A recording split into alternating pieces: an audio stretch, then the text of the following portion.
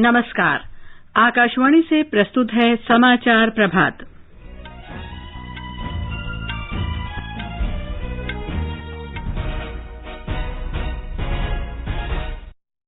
प्रधानमंत्री नरेंद्र मोदी व्यापार और वाणिज्य क्षेत्र में हितधारकों सहित विदेश में भारतीय मिशनों के प्रमुखों के साथ बातचीत करेंगे। लोकसभा में कराधान विधि संशोधन विधेयक 2021 पेश किया गया। भारत ने देशव्यापी कोविड रोधी टीकाकरण अभियान के तहत 49 करोड़ से अधिक टीके लगाकर एक और उपलब्धि हासिल की। जम्मू कश्मीर प्रशासन ने केंद्र शासित प्रदेश को फिल्म शूटिंग के लिए प्रमुख केंद्र बनाने के लिए नई फिल्म नीति की घोषणा की। रिजर्व बैंक आज द्विमासिक मौद्रिक नीति जारी करेगा। भारत ने मंदिर पर हमले की घटना पर पाकिस्तान से कड़ा विरोध जताया। हरियाणा सरकार ने ओलंपिक रजत पदक विजेता पहलवान रवि दहिया को 4 करोड़ रुपए और ग्रुप ए की नौकरी देने की घोषणा की। टोक्यो ओलंपिक में महिला हॉकी में कांस्य पदक के लिए भारत और ब्रिटेन के बीच रोमांचक मुकाबला जारी। और पहलवान बजरंग पुनिया आज अपने अभियान की शुरुआत करेंगे।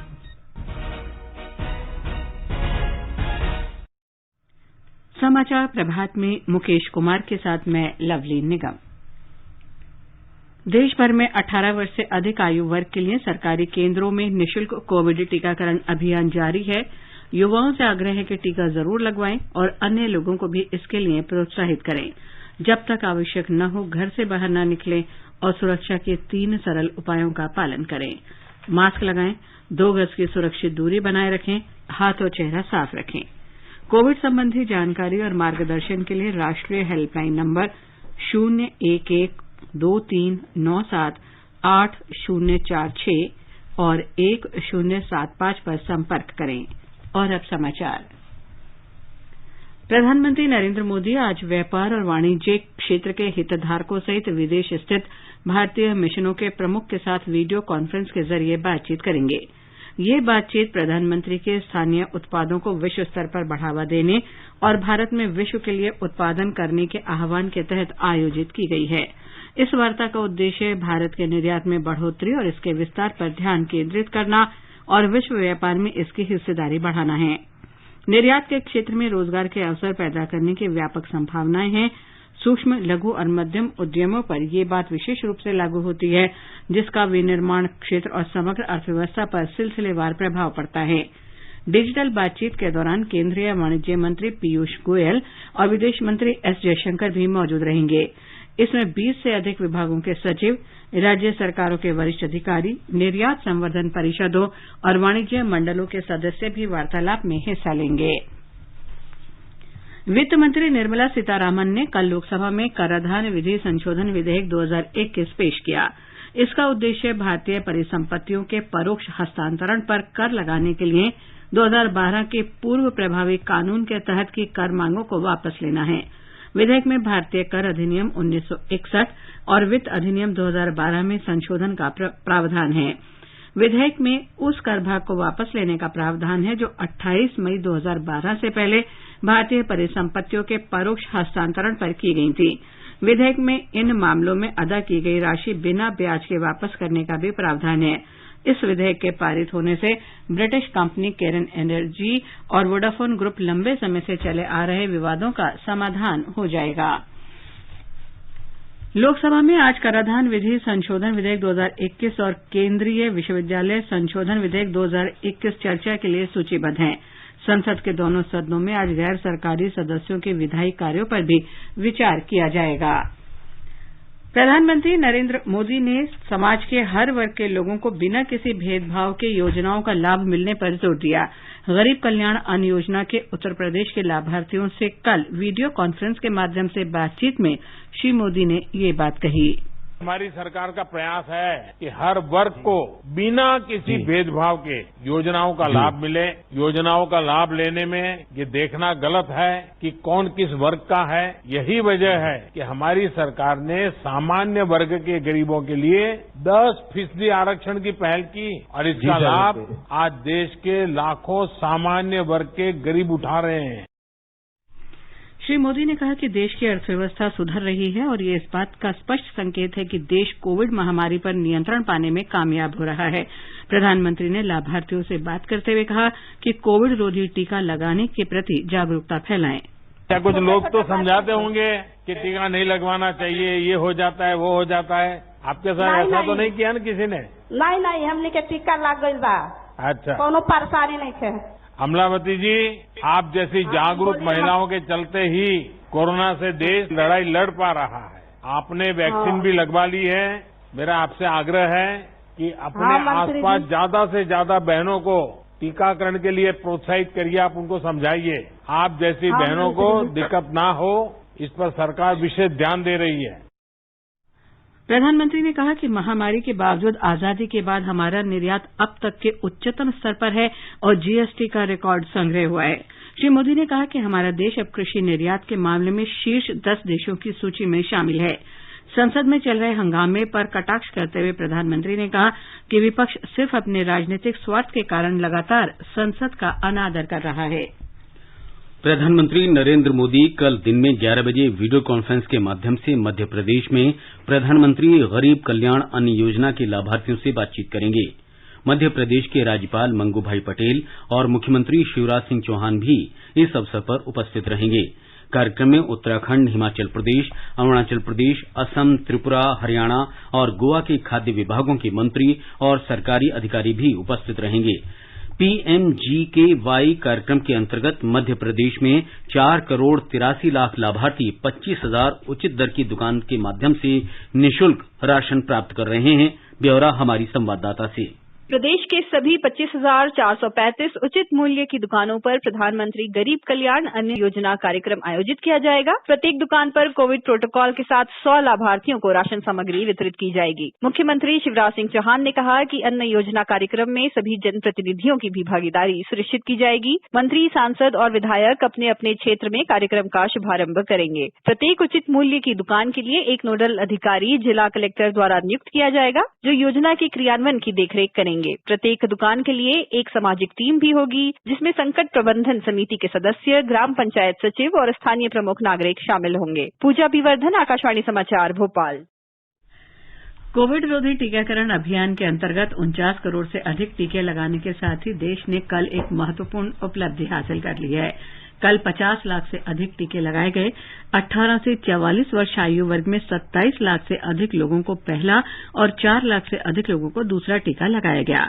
5 राज्यों मध्य प्रदेश, गुजरात, राजस्थान, महाराष्ट्र और उत्तर प्रदेश में इस आयु वर्ग में अब तक 1 करोड़ से अधिक लोगों को डोज दी जा चुकी है।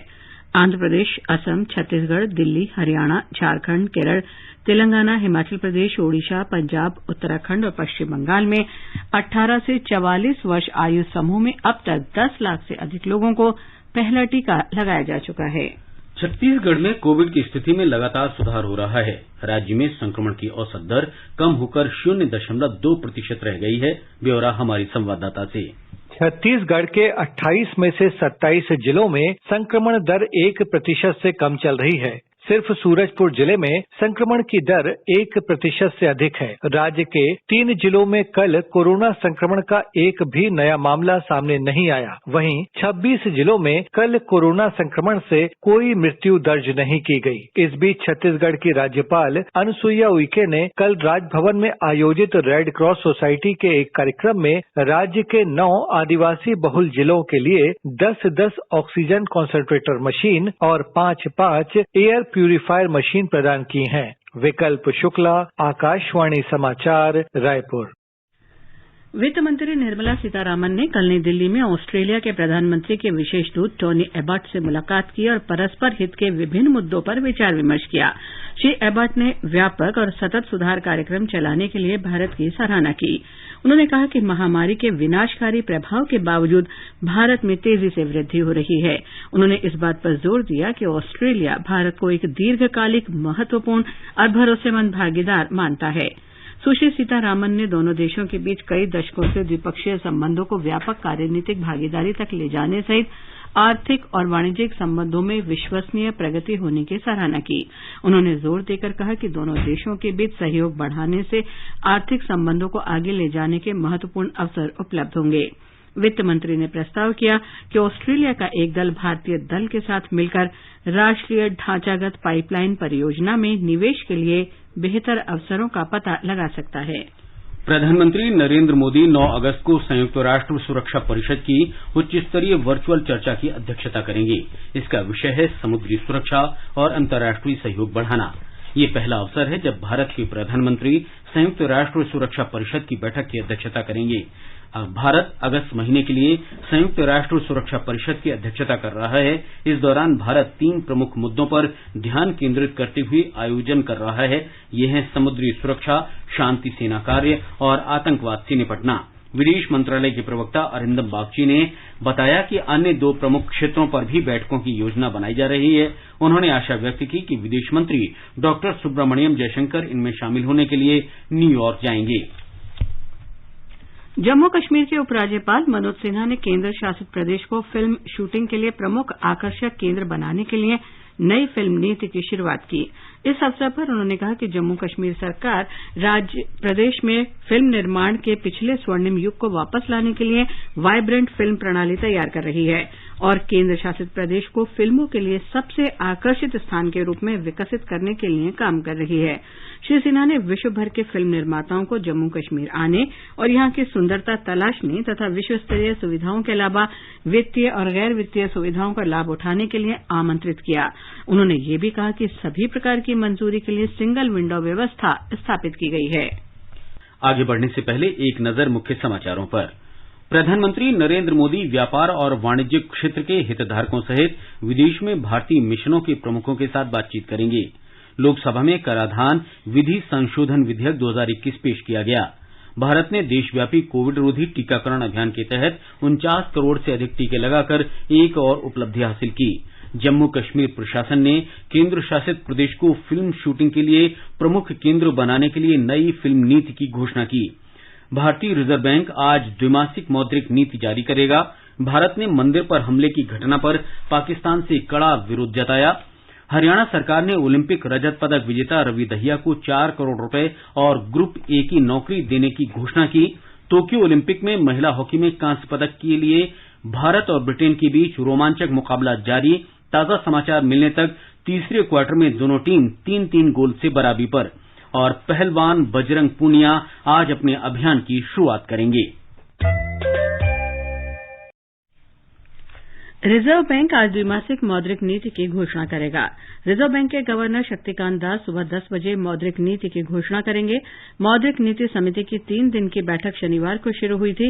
रिजर्व बैंक के गवर्नर की अध्यक्षता में 6 सदस्यों की यह समिति महत्वपूर्ण नीतिगत दरों के बारे में फैसला करती है। मौद्रिक नीति समिति की जून में हुई बैठक के बाद रिजर्व बैंक ने रेपो दर में कोई बदलाव न करते हुए इसे 4% तक रखा। समिति ने लगातार 6 बार से ब्याज दरों को यथास्थिति रखा है। विदेश मंत्रालय ने कल नई दिल्ली में पाकिस्तानी उच्चायोग के प्रभारी अधिकारी को बुलाकर पाकिस्तान के पंजाब प्रांत में रहीम यार खान स्थित गणेश मंदिर पर भीड़ के हमले की घटना पर गंभीर चिंता व्यक्त की। भारत ने पाकिस्तान से कहा कि वो अपने अल्पसंख्यक समुदायों की सुरक्षा, संरक्षा और खुशहाली सुनिश्चित करे। विदेश मंत्रालय के प्रवक्ता अरिंदम बागची ने कहा कि पाकिस्तान में पूजा स्थलों पर हमलों सहित अल्पसंख्यकों के खिलाफ हिंसा, भेदभाव और डराने धमकाने की घटनाएं लगातार जारी हैं। भारत अफगानिस्तान की सुरक्षा स्थिति पर पूरी तरह नजर बनाए हुए है। वो तुरंत और व्यापक संघर्ष विराम का लगातार आह्वान कर रहा है। भारत अफगानिस्तान के नेतृत्व में और उसी के नियंत्रण वाली शांति प्रक्रिया का समर्थन करता है। विदेश मंत्रालय के प्रवक्ता अरिंदम बागची ने संवाददाताओं को बताया कि संयुक्त राष्ट्र सुरक्षा परिषद में अफगानिस्तान के मुद्दे पर चर्चा की जाएगी। इस चर्चा में भारत अफगानिस्तान के बारे में अपना दृष्टिकोण बताएगा। भारत ने केंद्र शासित प्रदेश जम्मू कश्मीर के बारे में इस्लामिक सहयोग संगठन सचिवालय की टिप्पणी को खारिज करते हुए कहा है कि इसे बर्दाश्त नहीं किया जा सकता। विदेश मंत्रालय के प्रवक्ता अरिंदम बागची ने कहा कि इस्लामिक सहयोग संगठन को जम्मू कश्मीर से संबंधित मामलों में टिप्पणी करने का कोई हक नहीं है और जम्मू कश्मीर भारत का अभिन्न अंग है। उन्होंने फिर कहा कि इस्लामिक सहयोग संगठन सचिवालय को भारत के आंतरिक मामलों में टिप्पणी करने से बचना चाहिए। स्वतंत्रता दिवस के उपलक्ष्य में जारी श्रृंखला के अंतर्गत हम उन क्षेत्रों के बारे में जानकारी दे रहे हैं जिनका देश के नागरिकों के जीवन पर महत्वपूर्ण प्रभाव पड़ा है। सरकार ने शिक्षा क्षेत्र में तेजी लाने के लिए पिछले 7 वर्षों में अनेक उपाय किए हैं। राष्ट्रीय शिक्षा नीति पिछले वर्ष शुरू की गई थी, जिसका उद्देश्य वर्तमान शिक्षा प्रणाली में परिवर्तन लाना है। प्रधानमंत्री नरेंद्र मोदी ने पिछले वर्ष जून में कहा था कि शिक्षा नीति नए भारत को आधार प्रदान करती है।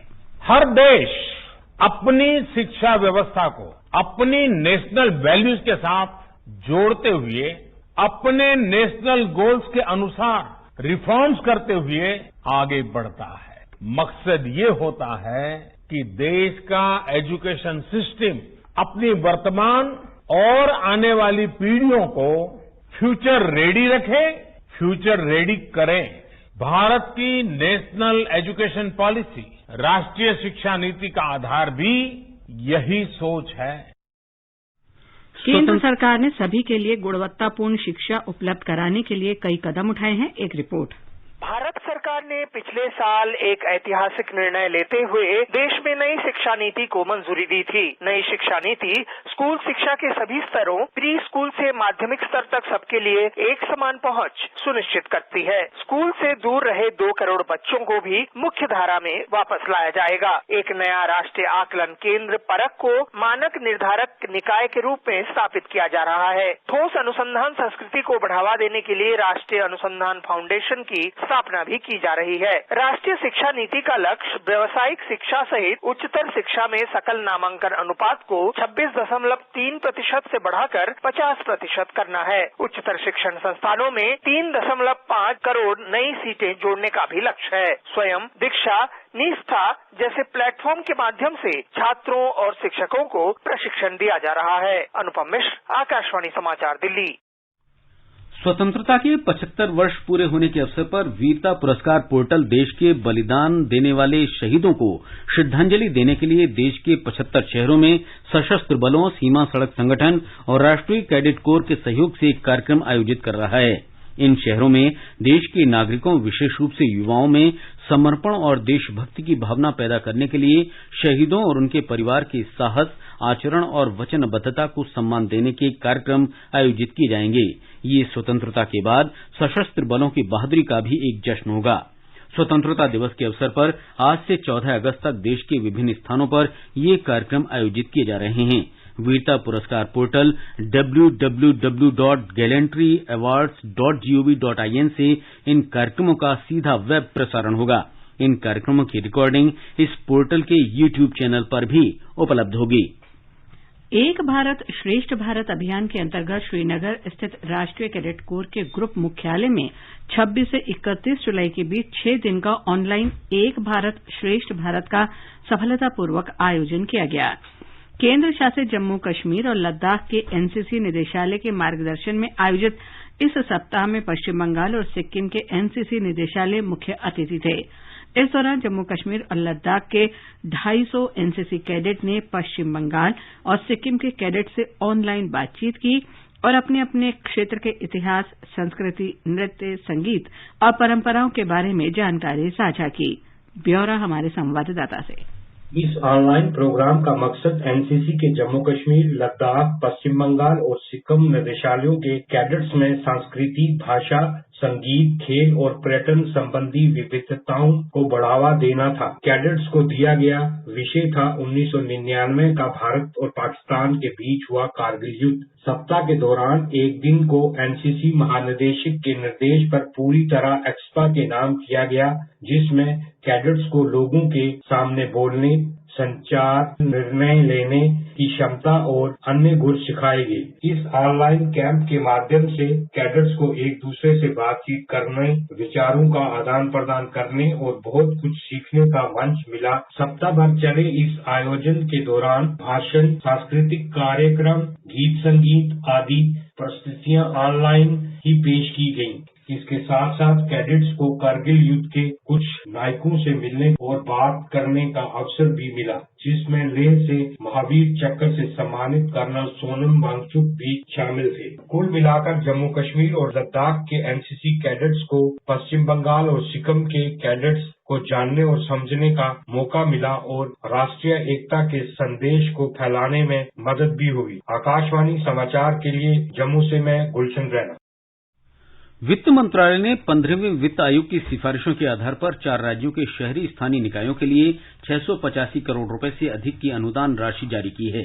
उत्तर प्रदेश को 494 करोड़ रुपए, गुजरात को 110 करोड़ रुपए, झारखंड को 74 करोड़ और मिजोरम को 6 करोड़ रुपए से अधिक की राशि जारी की गई है। इन अनुदानों का उद्देश्य देश में छावनी बोर्ड सहित 10 लाख से कम जनसंख्या वाले छोटे शहरों में आधारभूत नागरिक सुविधाओं में सुधार लाना है। राज्यों को केंद्र से अनुदान प्राप्त होने के 10 कार्य दिवसों के अंदर उसे शहरी स्थानीय निकायों को हस्तांतरण करना होगा। 10 कार्य दिवसों के बाद राज्यों को इस राशि पर ब्याज अदा करना पड़ता है। हरियाणा सरकार ने टोक्यो ओलंपिक में कुश्ती मुकाबले में रजत पदक जीतने पर पहलवान रवि दहिया को 4 करोड़ रुपए पुरस्कार देने की घोषणा की है। हरियाणा के मुख्यमंत्री मनोहर लाल खट्टर ने कहा है कि दहिया को ग्रुप ए की नौकरी भी दी जाएगी और राज्य में किसी भी जगह 50% की छूट प्लॉट पर भी उपलब्ध कराया जाएगा। हरियाणा में वो चाहे तो 50% की कंसेशन पर वो प्लॉट भी दिया जाएगा। और मैं घोषणा करता हूं कि इनका जो गांव है नारी गांव में जो आधुनिक विश्वविद्यालय सुविधाओं से लैस रेसलिंग का एक इंडोर स्टेडियम ये भी बनवाया जाएगा ताकि ये और खिलाड़ियों को उस प्रकार से इंडोर स्टेडियम रेसलिंग के माध्यम से उनको प्रोत्साहन दे सके। सिल्वर मेडल का 4 करोड़ रुपए का प्राइज है तो 4 करोड़ रुपए की राशि भी ये उनको दी जाएगी। कुश्ती में पुरुषों के फ्री स्टाइल श्रेणी के 57 किलोग्राम भार वर्ग में रवि दहिया ने रजत पदक जीतने के बाद देशवासियों का आभार जताया। पूरे देशवासियों को हाथ जोड़कर धन्यवाद देना चाहूंगा कि मेरे लिए दुआ करी आप लोगों ने। और मैंने अब मैं देखो खुश हूँ पर मतलब संतुष्ट भी हूँ क्योंकि देखो मैं गोल्ड के लिए उम्मीद के साथ आया था और हमारे फेडरेशन को मेरे से बहुत ज्यादा उम्मीद थी कि देखो गोल्ड मेडल जीते क्योंकि सिल्वर तो हमने पहले भी जीते हैं तो गोल्ड की उम्मीद से आया था। तो हमारी फेडरेशन काफी सहयोग कर रही है। देखो मैंने पूरी कोशिश करी अपना 100% तो दिया है। और टोक्यो ओलंपिक में फिलहाल कौन से मुकाबले चल रहे हैं इस जानकारी के साथ हैं आनंद श्रीवास्तव। टोक्यो ओलंपिक में महिला हॉकी में कांस्य पदक के लिए इस समय भारत का सामना ब्रिटेन से हो रहा है। ताजा समाचार मिलने तक तीसरे क्वार्टर की समाप्ति पर दोनों टीमें 3-3 गोल से बराबरी पर थीं। भारत के लिए अब तक गुरजीत कौर ने 2 और वंदना कटारिया ने 1 गोल किया है। भारत की महिला टीम ओलंपिक्स के इतिहास में अब तक कोई पदक नहीं जीत सकी है। ऐसे में टीम की नजर इस मुकाबले को जीतकर एक नया अध्याय लिखने की है। गोल्फ के तीसरे दौर में ताजा समाचार मिलने तक अदिति अशोक दूसरे स्थान पर बनी हुई हैं। दीक्षा डागर भी इसी स्पर्धा में अपनी चुनौती पेश कर रही हैं। एथलेटिक्स में गुरप्रीत सिंह पुरुषों की 50 किलोमीटर रेस वॉक पूरी नहीं कर सके। महिलाओं की 20 किलोमीटर पैदल चाल स्पर्धा में प्रियंका गोस्वामी और भावना जाट पदक जीतने की कोशिश करेंगी। आज ही पुरुषों की 4x400 मीटर रिले रेस में अमोद जैकब, नागनाथन पांडी, अरुकिया राजीव और मोहम्मद अनस ट्रैक पर होंगे। कुश्ती में महिलाओं की 50 किलोग्राम वजन वर्ग में सीमा बिस्ला को हार का सामना करना पड़ा है। ट्यूनीशिया की सारा हमदी ने सीमा को 3-1 से पराजित किया। सारा अगर फाइनल में जगह बनाती हैं तो सीमा को रेपेशाज के जरिए कांस्य पदक जीतने का एक और अवसर मिलेगा। पुरुषों की फ्री स्टाइल श्रेणी के 65 किलोग्राम भार वर्ग में बजरंग पुनिया आज अपने अभियान की शुरुआत करेंगे। प्री क्वार्टर फाइनल में बजरंग का सामना किर्गिस्तान के इर्नेजार अकमातालियेव से होगा। पदक तालिका में चीन पहले, अमेरिका दूसरे और जापान तीसरे स्थान पर है। भारत 2 रजत और 3 कांस्य पदक के साथ 65वें पायदान पर है। असम और मिजोरम ने अंतर्राज्यीय सीमा क्षेत्र में शांति बनाए रखने का फैसला किया है। उन्होंने केंद्र द्वारा तटस्थ बलों की तैनाती का स्वागत किया है। दोनों राज्यों के बीच सहमति बनी है कि हाल में जिन क्षेत्रों में उनके बीच संघर्ष हुआ है वहां कोई भी राज्य गश्त लगाने तथा वर्चस्व जताने के लिए अपने पुलिस और वन्य बलों को नहीं भेजेगा। इस बीच असम सरकार ने राज्य के नागरिकों की मिजोरम यात्रा पर लगाई गई रोक हटा ली है। बिहार में पटना, नालंदा, गया और जहानाबाद जिलों में बाढ़ की स्थिति विकट बनी हुई है।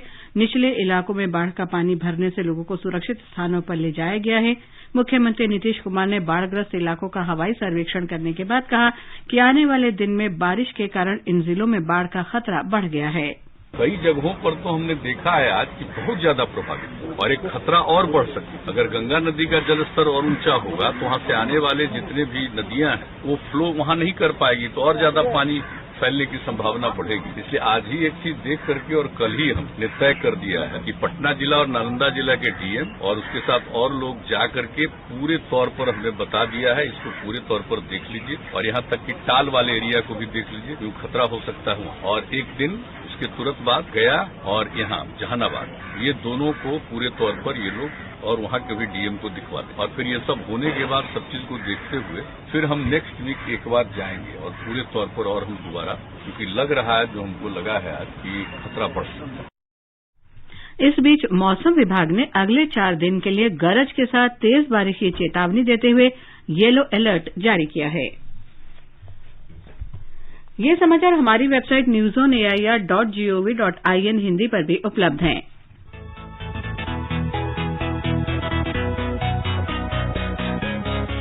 दुनिया रंग बिरंगी, खट्टे मीठे रसीले समाचारों का सतरंगी खजाना आकाशवाणी पर। खबरें होंगी हटकर, जानेंगे कुछ अलग, हंसेंगे खुलकर, करेंगे सजग। सुनना न भूलें सोमवार और मंगलवार 8 सवेरे तथा शनिवार और रविवार कार्यक्रम परिक्रमा में।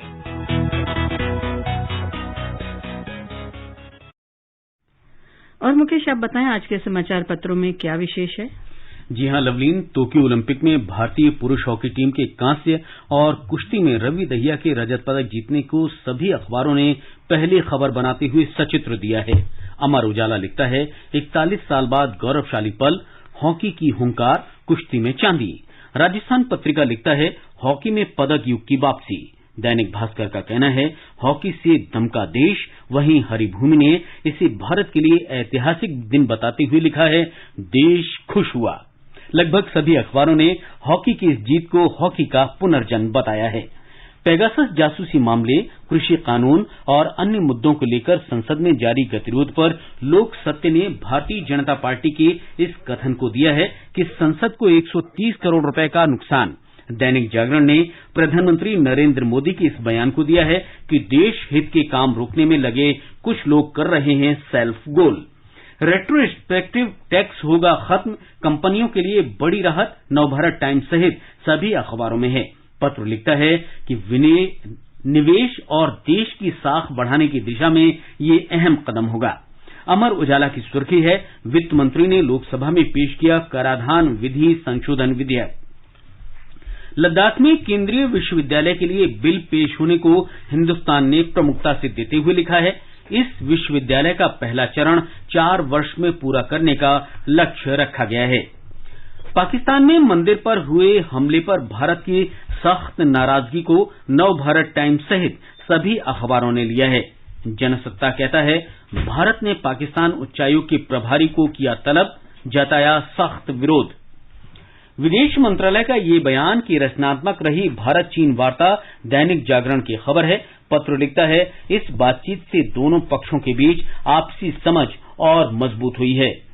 कोविड महामारी की तीसरी लहर की आशंका के बीच विशेषज्ञों का ये कहना कि अनदेखी कहीं पड़ न जाए जिंदगी पर भारी, राष्ट्रीय सहारा सहित लगभग सभी अखबारों में है।